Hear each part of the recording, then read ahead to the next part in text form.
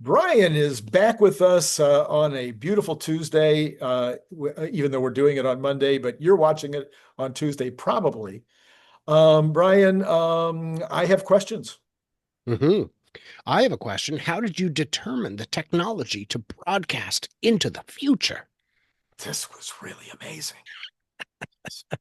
Yes, and All and right. everybody here is going into the past, so it's It's pretty cool weird. They stuff. got it's like a window through time. Leave All your right. live chat. So, in case you haven't heard, and probably you have, on Wednesday, I think it's the 23rd. Yes, the 23rd of this month, there will be an earnings report and then an earnings call. And unless things change, there's going to be consumer questions like us, like retail questions, and there's going to be questions, Terrible questions. the terrible There'll questions. be ours, and then there will be terrible Terrible. questions. Dividends when?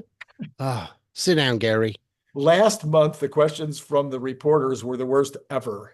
I mean, Mm. it was just very sad. Anyway, so I though, as I'm bent, I decide I every month I think I mean or every quarter I think for like the last 4 or 5 quarters I've tried to put my questions out first. I don't know whether that's a good idea or a bad idea, but I'm hoping that it causes people to think, maybe come up with their own questions, try to improve on my questions, whatever. And then actually, I think a couple of different months, a couple of different times in those last few quarters, it's been you and I who've gone over them. hmm hmm So we're starting a thing here. hmm Yes. Okay. We're So very good at it. You are bent, as you said. that's right. So Pretty sure so I understood that. so yesterday we talked about my first question. So my first question changed.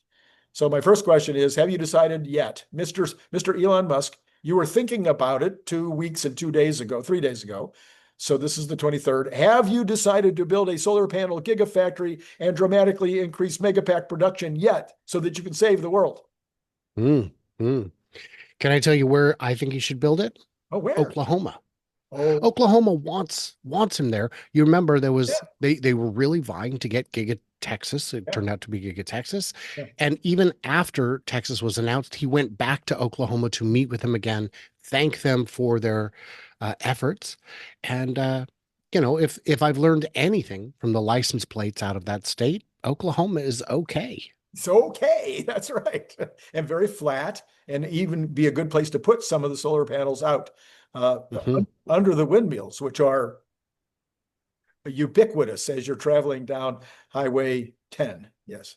They're ubiquitous everywhere now. I just finished my 5,700-mile road trip, and they are absolutely everywhere. It's amazing. Yes. Yes. All right. So next would be, when will we see the next level of FSD? Will this be at the unsupervised level, even if it's not allowed yet? When Mm. will the nag be reduced so that we're closer?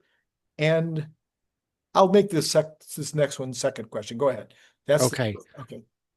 Will the nag be reduced? I hope so. I think even adding a few hundred milliseconds here and there would be helpful because it is aggressive. Uh, it is, yeah, it's really frustrating. And, you know, it, I saw a great discussion the other day. Someone said, it looks like we're getting Grok in the cars. I want Grok in the car. Someone Right. said, what would you use it for? Well, so I could say, let's add a waypoint for Starbucks. He goes, or what is along my route that's good? And the guy goes, don't you have a phone in your pocket? And everyone piled on, don't, don't do that. Don't use your phone while you're driving. Don't do, that's the whole point is we're trying to get away from that. So that, uh, one reason Tesla is so much safer than other cars is because it requires you to stay off your phone. Right. And while that's frustrating, I can agree that it's critical. And we know that people can't be just trusted to stay off their phones because we look over and see them on their phones all the time. Right. So I don't know. I think Grok will be coming to the car sooner than later. I think the team that is working on Grok in the car is completely separate from the teams at Tesla working on everything else. I think it's an XAI team that's Right. working on it Right. Right. in partnership and cooperation, of course, but it is not draining. It's not like someone said, well, fix the windshield wipers first. You think that's the same team? That's a different team. These are different people. You're not going to grab the voice AI people and say, "Can you work on my windshield wipers?" Makes no sense. All right. So the other part of that question, the question started with when will we see the next level of FSD? Yeah. And to that, I think it's about time. 2 weeks. Yeah, 2 weeks. Okay. All Final right. answer. Then we have this question that goes along with unsupervised FSD, that goes along with so much, and that is what is going to happen with the insurance situation. So years ago, I don't know, a year ago when this was first being talked about, and people are like, well, will Tesla have to take over all liability when you're on unsupervised? And I said, duh. It's like, Hmm. that's like, I didn't have to go to law school for 3 years to get that one. I could have just watched another night of what is wives. Anyway, Law and Order, or All right. some Done, done. some version of law. Anyway, um, so what are we going to do about insurance? So people have been asking now is how does Tesla deal with the insurance liability themselves? And what about the people who own the car, their own insurance, because now they're not going to be driving it, and so they're not going to have as much liability. Hmm. Um, and Yeah. so and so I had three ideas. Possibly you have to have insurance to subscribe. Hmm. Subscribe. You might have to have Tesla insurance to subscribe. Mm. Number Tesla insurance is not available in enough in every states, state. in my opinion. Yeah. And maybe you have to have other insurance if it's not available. Number two, maybe they charge twice as much. Maybe unsupervised is $200 a month, but if you Mm. stay unsupervised, it's only $100 a month or Mm. something like that. And then finally, those who have paid for FSD, like you and me, I think you paid for it. No, I Oh, subscribe. so people like me who've paid for FSD would be encouraged to use Tesla insurance with some kind of a discount, some kind of a deal. Anyway, what do you think about the question? Is this a question do you think would be good at this time? And what do you think about the answers? And what do Great. you want to say? I don't care. Great, great, great. So Mercedes has level 3, or so they say. It's traffic jam assist. But Right, when you're in Mercedes level 3, they take the liability. They're driving. right. You are not driving. You are not looking. You are not touching the controls until you reach the end of the distance in which it'll permit you to be in the right circumstances. So about a mile. But during that mile, so how will Tesla handle that? I don't know. Same way Mercedes does. I don't deal with that end of it. I know it works, and it's already worked for others. It's not blazing virgin territory here. There's tracks to follow. They'll follow the tracks. Okay. How will your insurance work? Yes, you will still need insurance because it's still your car. Your bank will want you to have it insured. It doesn't matter if Tesla will cover the crashes if someone crashes into it while it's parked. Yeah. Tesla won't cover that. You Does it still need runs away? insurance for Yeah. all those things that don't involve driving, for break-ins, for window damage, whatever it may be, for uninsured motorists who Mm. blindside you, all that stuff. You'll still need insurance for that. Now, how will the rates be determined? Well, when you get an insurance policy, they ask you how many miles a year you drive. And right now you would probably say 10 to 20,000, but now then you would say 500, 100, 20. And if your rate doesn't come down commensurately, you can shop around, and surely there will be new specialty policies for these that say, just cover me for the 10 miles a year that I'm driving it, or the 0 miles a year that I'm driving it, because I'm not driving it. And I think all of that will work Work. itself out Okay. because No, there is competition in insurance. I've seen people say, well, right. when there's no more accidents, they'll just start jacking up rates because they can. No, because there will always be a competitor who has an actuarial who performs better math. Number three, what is happening with Cybertruck? There are hundreds of thousands of reservations out there, but no offers to purchase. It would appear that Tesla's trying to rejigger the product, maybe. Maybe they're trying to find a way to get that cost down. Maybe they've been trying to overcome some flaws, but they're just not making very many, and they certainly aren't selling very many. And I'm sitting there waiting for their email to tell me I need to configure my car. Yeah. Configure or get off the list. I've heard rumors of people being told that. I don't know if I've seen anyone actually experience it. We know what the problem is. The exoskeleton was meant to reduce costs substantially, cost, weight, all of it. And the exoskeleton couldn't work. It turns out some of my fears came true. The idea of print of stamping a car out of a single sheet would require a sheet too large to transport. You'd need to have the steel fab on premises. Mm. Can't do that. Or you could stamp it there and move whole shells. That gets really inefficient really quickly. But the real problem is those little your A and B pillars, like or your, do you know what I'm talking about? The Yep, two yep. lines that go above the Right, windows. right. The top of the triangle is just too thin to support that much weight, that much torque, all of that. So essentially, they've got redundant structures in there that makes it too heavy, too expensive. And what's going on with it is, yeah, the $80,000 truck market, the $80,000 anything market is limited. Yeah. And between the high cost, which already narrows the market, and the negative attention that you will get while driving it, people are just not super jazzed.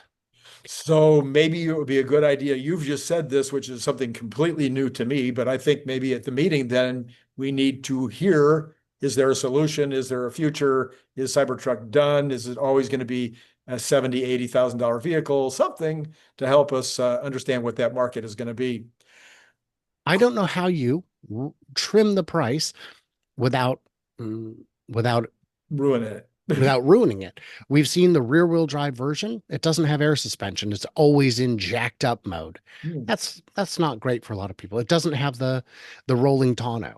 That's there's no security now. It doesn't have the power share, for crying out loud. All the cars should have power share at this point. Doesn't have it. I mean, Kia has power share. It's not revolutionary. So I don't know what's going on there. But Oh, there's a question. it's All yeah. right, let's see if we can find out. Number four, could we get a complete review of batteries and megapacks? Are there enough batteries for a major expansion of megapacks, or are we opening factories at a rate consistent only with the demand? Is demand how we're deciding to open mega factories, or is it supply? Per our conversation yesterday, Brian, this I would think would be a major focus. What is the story? Love to hear more. What do you think? I think it was crazy to build a second megafactory in the US when these plants rely on LFP batteries. And Tesla's new LFP production, even when fully ramped, will supply enough to satisfy 1/4 of the demand of one of the two buildings. Hmm. So that is not enough. LFPs coming into the US are tariffed very highly. Uh, and silver lining, perhaps the LFP plant that just opened in Michigan will have surplus capacity. They could buy some of those. And I'm confident that Tesla has already reached out to them and said, hey, if you can make a 𝐐𝐤𝐴𝐿 extra, we'll take them. Just keep running full tilt 24/7 and we'll buy them at this price, of course, Right, a right. price that's almost uncomfortable where you're like, darn it. I really do want to keep the line moving though. So it's a bit baffling to me that they would do that. I would have thought they would have done Mexico so that they could export to all of those markets. Mhm. Jordan Giese had a fantastic post recently on X saying, here's the cost curve. And as the price comes down, here's the pennies per kilowatt hour or per kilowatt that it needs to hit in terms of cost effectiveness to saturate different points in the market. Hmm. And as you keep getting cheaper, it's like anything. When Yeah. solar was brand new and it cost way too much per kilowatt produced, uh, the applications were very limited. And as the price keeps coming down, you keep tackling more and more. All of a sudden, you're like, wait, it's cheaper than a diesel generator. Okay, let's put them in Hawaii. It's cheaper than a coal plant. Let's put them in everywhere. Right. You get the idea. Exactly. Question number five, semis. The potential here is for at least 1 million per year worldwide. People argue, Brian Wang thinks it's 3 million per year worldwide. Is Tesla planning to shoot for something on that order?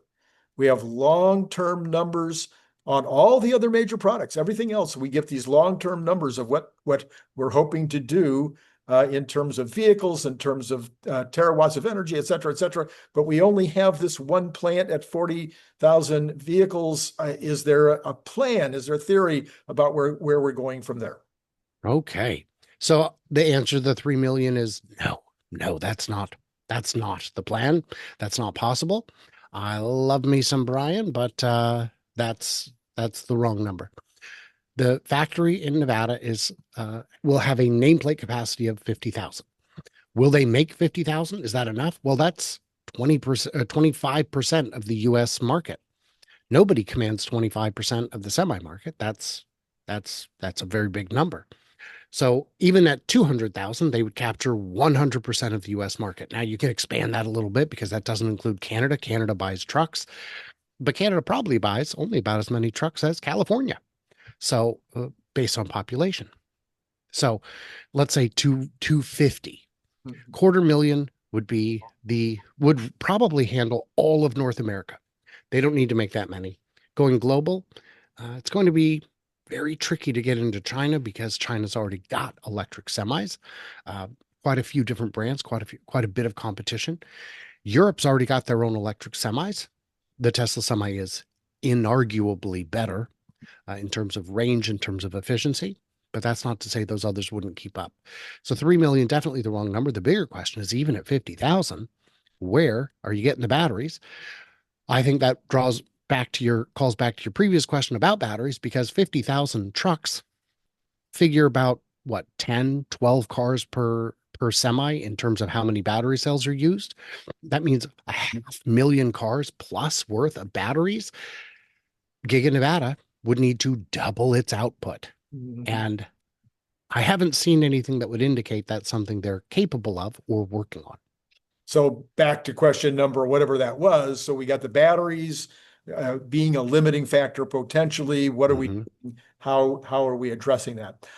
Number 6, you've given multiple projections for Optimus. We've heard a bunch of different numbers.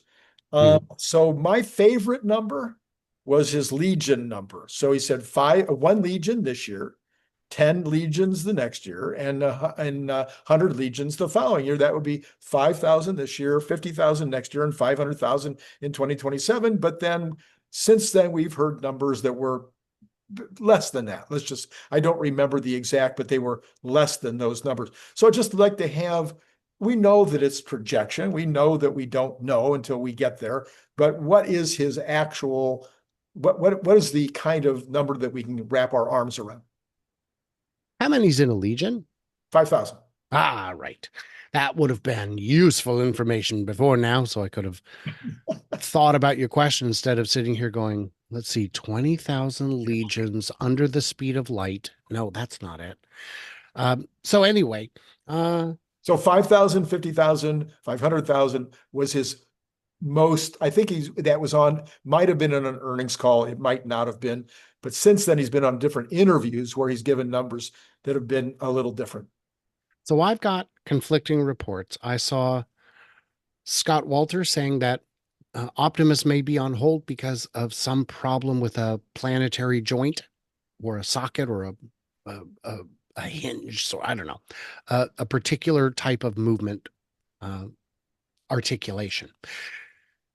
And I've seen something that I'm not sure I'm able to talk about that would lead me to believe they are closer to, they are about as close to production as some very insanely optimistic people like Randy Kirk might believe. And I can probably share that with you off the record, but their production is going to happen. We are not waiting for the perfect product. We're waiting for the minimum viable product. The minimum viable product is the MVP. Okay, all right. That's true. Number 6, no truer words have ever been spoken. 7, are cyber cabs coming in Q1? Hmm. Q3 next year, because I've heard both. Hmm. Uh, our team is hard at work and we will bring it to the market as soon as it is feasible. I don't know if they know. I Hmm. don't know if they know from what we've seen from Robotaxi. The only thing that would prevent Cybercab from being rolled out is whether or not it's got the little button for the passenger to push. No, the universal control. Yes. No, I the the day that they remove the observer, they can roll it out. Okay. All right. The Cybercab. The Cybercab. Yeah, yeah. Oh, The I'm talking reason you about can't do production, but I'm talking about production. right. That way, yeah. Well, yes, production will follow. Production will follow. And even if how slow is the ramp going to be on Cybercab? Oh, we're only making 10 a day. Okay, so you just day one, you match the entire launch fleet. Oh no, we're only at 30 a day. Okay, so by the end of the week, you'll have Austin saturated. No, I'm not, I have no worries. There is no world in which Cybercab ramps slower than the capacity to put them into use. Okay, so wait a minute. Are we talking about robo taxis, meaning Model Ys, or are we Nope. talking? I'm talking Cybercab. Okay, There is no world in which the ramp of Cybercab is slower than then the capacity to actually put them into use. okay, all right, okay. Okay. And my last question is, who is currently in charge of U.S. auto sales? Who's in charge of the sales and marketing department? Because I always forget his name. It's Ryan Torres. Brian Torres. Ryan Ryan. Torres. Mhm. Oh, he took over. Was it Wu that was? No, so Ryan Torres is like head of US sales. That's Yes. just all I know. When I wanted to take a Model 3 rear-wheel drive out for a range test before deciding if it was right for our family, my son wanted one. Uh, we wanted it juiced up to 100. The sales center said, we can't do that. Demo mode's locked to 80.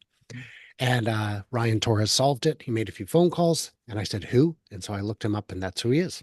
Okay. And by the way, great job, Ryan. As you know, I sent you a DM with a picture of the car. The not the exact one, it was a different one. The one that we drove had already been sold. But yeah, we picked up a demo model, Model 3, because we were able to test it. Ryan made it happen. Okay, so then the question becomes, I guess, now this is just again, it's a little bit sketchy for me, but the guy who's in charge of manufacturing is his Tom Jew. Jew, yeah, not Wu. So he got switched just recently. Mhm. His title got changed, and his title had included Vice President of Sales for North America.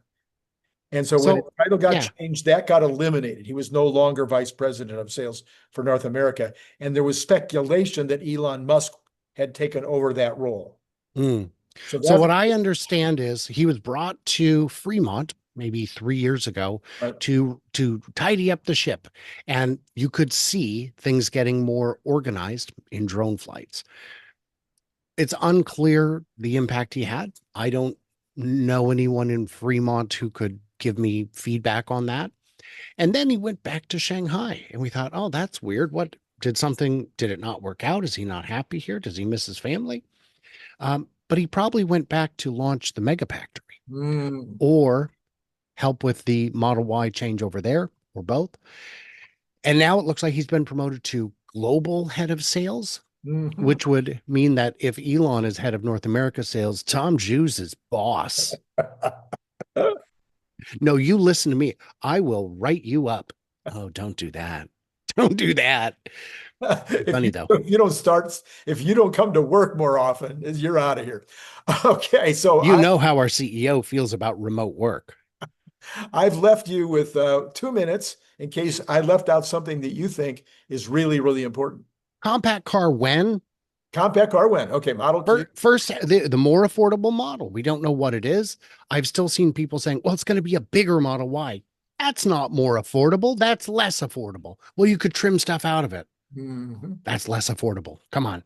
There's no world in which a car slightly bigger than a Model Y is a compact, let alone more affordable. And the real issue is if you look at a manufacturing production line, you will see that it is optimized down to fit as perfectly as it can. And if you try to make a larger car, in a space that was designed for a smaller car, it don't fit. What are you going to do? You're going to stretch the line out, make it run slower? Larger car, create, well, yeah, but they said they're going to have a 6 or 7 seat model in China. Right. We have a 7 seat Model Y in the US, and you can argue it's too tight, but I would point out that Chinese passengers are less voluminous than those of North America, speaking from experience. So they could just introduce the third row Model Y. They That's so yeah, my question, Mr. Musk, if that is your real name, because you look like Randy Kirk, is where are we at? I mean, don't reveal it before it's ready, yeah. but Is it Q3? Is it Q4? Is it yeah. Or is it like the last time when you just wait until it's too late and then go, oh yeah, we changed our mind about that. Sorry, my bad. By the way, speaking of the Model Q or whatever it's going to be called, what do you think about some of the pictures that have come out recently? Just a kind of a shorter Model Y. Do you think any of those are possibly it? Nope. I've seen them, and what I said, Herbert posted it saying, "This is it. Look," and he got a cajillion views on it because sensationalist stuff does. And I reposted it saying, "Ah, yes, the exact same car," and I can tell because Bigfoot's driving it. And people thought I was being flippant. No, I'm serious. I probably shouldn't mention this. I live in the Northwest. I've met Bigfoot. That's right. I've met him. And someone asked me on the 4th, what'd you do to celebrate the 4th? And I posted a picture of the parade, but I didn't mention, if you zoom in, Bigfoot's in the picture. Because he's a local. I mean, we don't talk about it. We certainly, yeah. I mean, and to be honest, his feet, not that big. Less impressed than I expected. What about his hands? Huge. Is lovely. And people should follow you on Tesla Raza Future Raza, some kind of Raza. But they, even with that humor, they should, no, because of that humor. I don't know. If you don't like my sense of humor, probably shouldn't follow me. Probably should not. You will get annoyed.